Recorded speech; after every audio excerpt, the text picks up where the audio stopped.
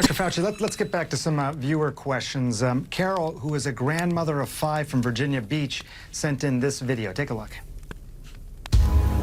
One of the worst parts about the pandemic is not being able to travel freely to see our grandchildren.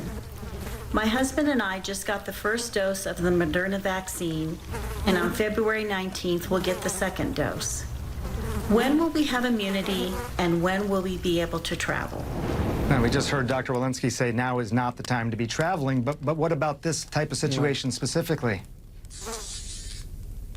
Well, you know, what the person who called that question in said, when will they have immunity? Well, you can get some degree of protection, some degree that isn't durable, you know, 10 days to 14 days after the first dose, but you can't rely on that.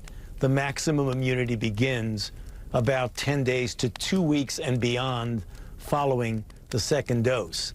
That goes for anyone, regardless of whether you want to travel or not. That would give you, as a group, about a 94 to 95% efficacy and a good safety profile. The situation, though, does not change what Dr. Walensky said, that it is not a good idea to travel. Period. I mean, if you absolutely have to travel and it's essential, then obviously one would have to do that. But we don't want people to think because they got vaccinated, then other public health recommendations just don't apply. One of the biggest things that are really not well understood is people ask, why should I even have to wear a mask after I get my second shot? And the reason is very clear, that the primary endpoint of the vaccine trial was clinically apparent infection. So you could conceivably get infected, get no symptoms, and still have virus in your nasopharynx, which means that you would have to wear a mask to prevent you from infecting someone else, as well as the other side of the coin, where you may not be totally protected yourself. So getting vaccinated does not say now I have a free pass to travel, nor does it say that I have a free pass to put aside all of the public health measures that we talk about all the time.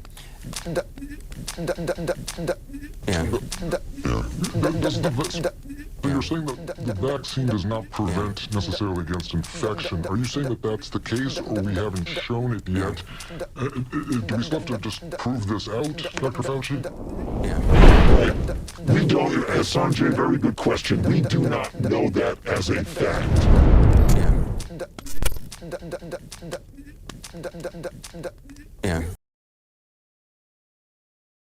So what you have is this bit of RNA, and you stick in the part of the RNA that codes for the protein of the spike that is in the virus that is now circulating in our country. When you want to adapt it to say, let's say we now want to protect against the South African isolate, you take that same mRNA and instead of sticking in the coding component for the virus that's circulating in our own country, you just quickly stick in the one that codes for the South African isolate.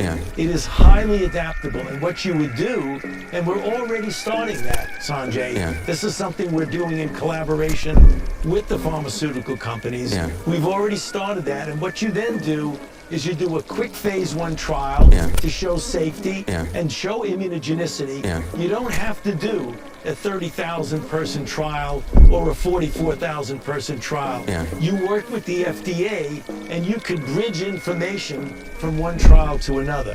Bottom line is we're already on it, and that's one of the beauties of the mRNA type of a platform, that it's easily adaptable to what we're talking about.